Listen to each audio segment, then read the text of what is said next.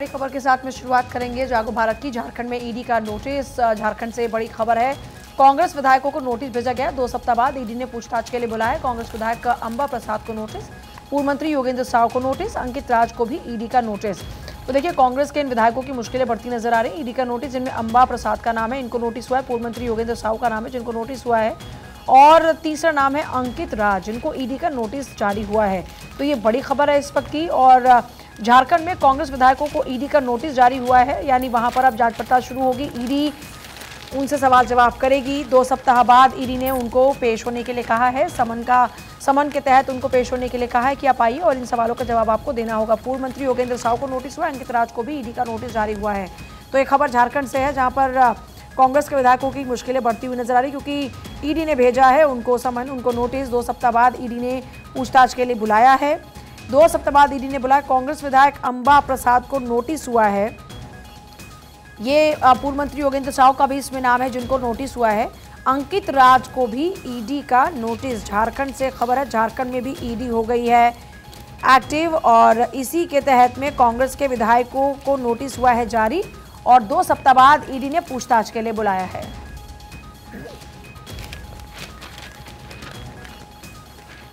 और इसी बीच बड़ी खबर आपको बता रहे हैं मणिपुर से, जहां पर भूकंप के तेज झटके महसूस किए गए हैं। बड़ी जानकारी आपको मणिपुर से दे रहे हैं, जहां पर भूकंप के झटके महसूस किए गए। रिक्टर स्केल पर भूकंप की तीव्रता 3.9 मापी गई है। तो रिक्टर स्केल पर भूकंप की तीव्रता 3.9, 6:56 पर सुबह भूकंप के झटके महसूस किए गए।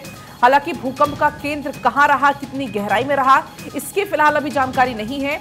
शुरुआती जानकारी के मुताबिक ये जो तीव्रता है वो 3.9 की रही रिक्टर स्केल पर, और सुबह 6:56 पर भूकंप के ये झटके महसूस किए गए। तो ये बड़ी जानकारी, बड़ी खबर आपको बता रहे हैं। 3.9 की तीव्रता का ये भूकंप मणिपुर में।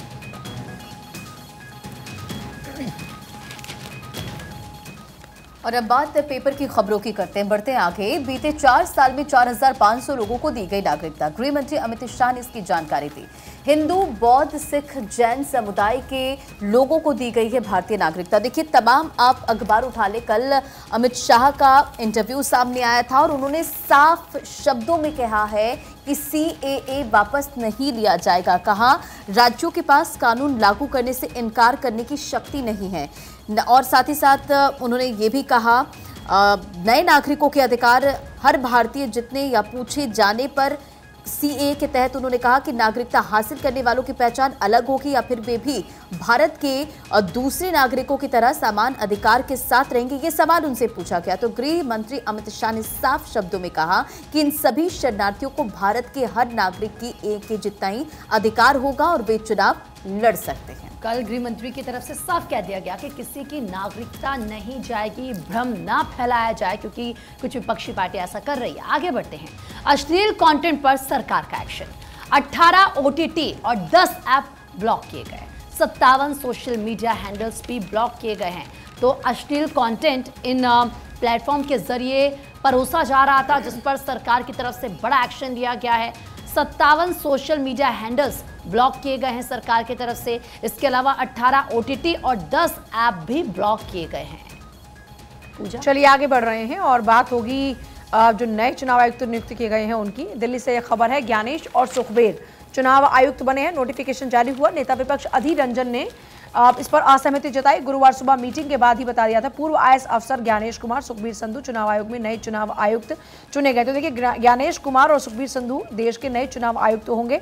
लोकसभा चुनाव से ठीक पहले निर्वाचन आयोग में आयुक्तों के खाली पड़े दोनों पदों पर वरिष्ठ अधिकारी ज्ञानेश कुमार और सुखबीर सिंह संधू की नियुक्ति कर दी गई है। प्रधानमंत्री नरेंद्र मोदी की अगुवाई वाली चयन समिति ने गुरुवार को इनकी नियुक्ति को मंजूरी दी। आयोग में दोनों पद हाल ही में अरुण गोयल के इस्तीफे देने और अनूप चंद्र पांडे के 14 फरवरी को सेवानिवृत्त होने के चलते खाली हुए थे, और माना यह जा रहा है कि दोनों ही नए चुनाव आयुक्त शुक्रवार को नई जिम्मेदारी भी संभाल लेंगे।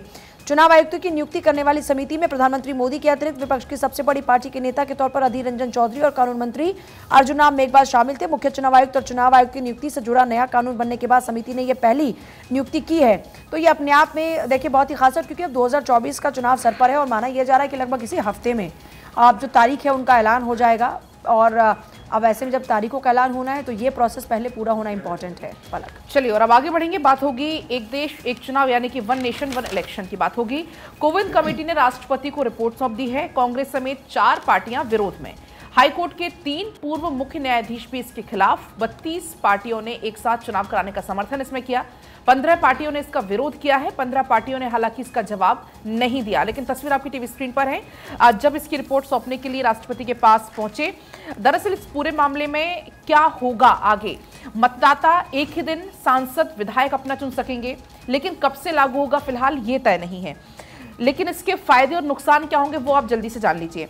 अलग अलग चुनाव के कारण बार बार आचार संहिता लगती है, जिससे नीतिगत निर्णय नहीं हो पाते, जिससे विकास कार्य अटक जाते हैं। बार बार चुनाव से बहुत ज्यादा खर्च होता है। एक साथ चुनाव कराने से सरकारी कर्मचारियों, सुरक्षा बलों की ड्यूटी बार बार लगाने की जरूरत नहीं पड़ेगी। बढ़ते आगे, किसानों की आवाज बनेगा इंडिया, राहुल गांधी का ये बयान नासिक में राहुल गांधी ने कहा 5 गारंटियां आपकी सभी समस्याएं खत्म कर देगी। स्वामीनाथन आयोग के तहत एमएसपी देंगे, स्थायी कृषि ऋण माफी आयोग बनाएंगे, किसानों की रक्षा करने वाली सरकार बनाएंगे। तो देखिए, बीते दिन नासिक पहुंचे राहुल गांधी और इस बीच संबोधन के दौरान तमाम बड़ी बातों का जिक्र करते हुए नजर आए। और राहुल गांधी ने विपक्षी दलों का गठबंधन यानी कि उन्हें कहा कि सत्ता में आता है तो वह किसानों की आवाज बनेगा और ऐसी नीतियां बनाएगा जो उनकी सुरक्षा कर सके। और चलिए आगे बढ़ रहे हैं। बात दिल्ली की होगी। केजरीवाल के घर के बाहर हुआ प्रदर्शन। हिंदू शरणार्थियों ने प्रदर्शन किया। पाकिस्तानियों ने हंगामा किया। शरणार्थी आए तो चोरियां लूट बढ़ेंगी, अरविंद केजरीवाल की ओर से कहा गया। सीएम केजरीवाल ने ये बातें कही दिल्ली के मुख्यमंत्री अरविंद केजरीवाल के खिलाफ। ऐसे में इन शरणार्थियों ने मोर्चा खोल दिया।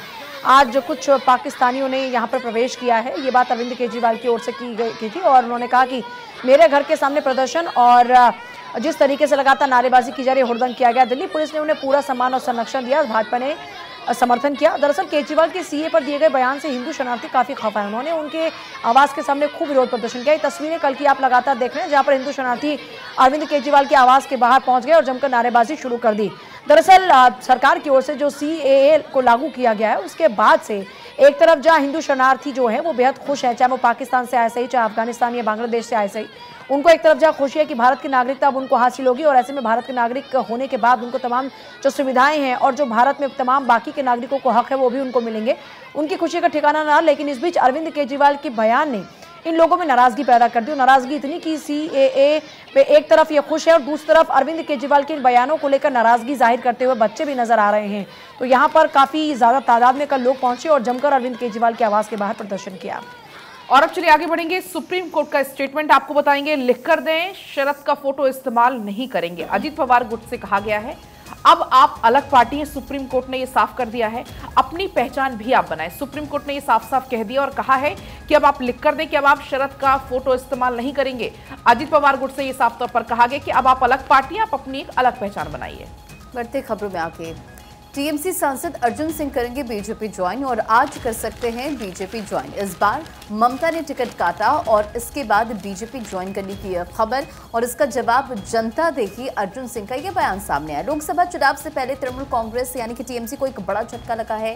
बैरकपुर से टीएमसी के मौजूदा सांसद अर्जुन सिंह ने 15 मार्च को दिल्ली में बीजेपी ज्वाइन करने की खबर है और उन्होंने गुरुवार को यह जानकारी शेयर की है। अर्जुन सिंह ने कहा कि मेरा भाजपा ज्वाइन करना तय था। मैं दिल्ली या यहां पश्चिम बंगाल कहीं भी शामिल हो सकता हूं और पार्टी मुझे जो भी काम देगी मैं वो करने को तैयार हूं। आपने टीएमसी क्यों छोड़ी, इस पर अर्जुन ने कहा कि मेरे साथ अन्याय हुआ, इसका जवाब जनता देगी। 10 मार्च को ममता बनर्जी ने पश्चिम बंगाल की सभी 42 लोकसभा सीटों पर उम्मीदवारों की घोषणा की थी। इसमें बैरकपुर से इस बार पार्थ भौमिक को टिकट दिया गया। अर्जुन सिंह का टिकट काट दिया गया और अर्जुन सिंह ने 2019 में बीजेपी ज्वाइन की थी और उस समय उन्होंने बैरकपुर में टीएमसी कैंडिडेट को हराया था। 2022 में अर्जुन ने टीएमसी ज्वाइन कर ली। खैर, चुनाव से पहले दल बदल की राजनीति ये बहुत होती है। आगे बढ़ते हैं। बॉम्बे हाईकोर्ट का स्टेटमेंट सामने आया है। ग्रेटर मुंबई नगर निगम की याचिका दायर। ऐसे में याचिका पर सुनवाई के दौरान कोर्ट ने कहा कि गुलामी कराकर स्वच्छता नहीं ला सकते। साफ वातावरण मिलना मौलिक अधिकार है। मजदूरों के मौलिक अधिकार ताक पर नहीं रख सकते हैं। दरअसल आपको बता दें कि अदालत ग्रेटर मुंबई नगर निगम की दायर एक याचिका पर सुनवाई कर रही थी, जिसमें इंडस्ट्रियल ट्रिब्यूनल ने के पारित एक आदेश को चुनौती दी गई थी, जिसमें 580 अस्थायी श्रमिकों को परमानेंट किए जाने का निर्देश दिया गया था। ट्रिब्यूनल ने निगम को 580 कर्मचारियों को परमानेंट करने और उन्हें सभी लाभ देने का भी निर्देश दिया। बेंच ने अपने आदेश में एमसीजीएम को सभी 580 कर्मचारियों को परमानेंट करने और उन्हें सभी लाभ देने का निर्देश दिया। जैसे कि अभी मैंने आपको बताया था, श्रमिक संघ कचरा वाहतुक श्रमिक संघ ने नगर निकाय से अपने 580 सदस्यों को स्थायी कर्मचारी बनाने की मांग की थी। ये सभी सार्वजनिक सड़कों की सफाई और कूड़ा कचरा इकट्ठा करने और परिवहन करने का काम करते हैं। हाईकोर्ट ने कहा कि 580 कर्मचारी वह आदान प्रदान करते हैं जिस पर शहर चलता है, लेकिन इसे स्वीकार करने और उन्हें परमानेंट नौकरी देने की बजाय एमसीजीएम ने समुदाय के सबसे निचले तबके का शोषण करने के लिए स्थिति का फायदा उठाया है।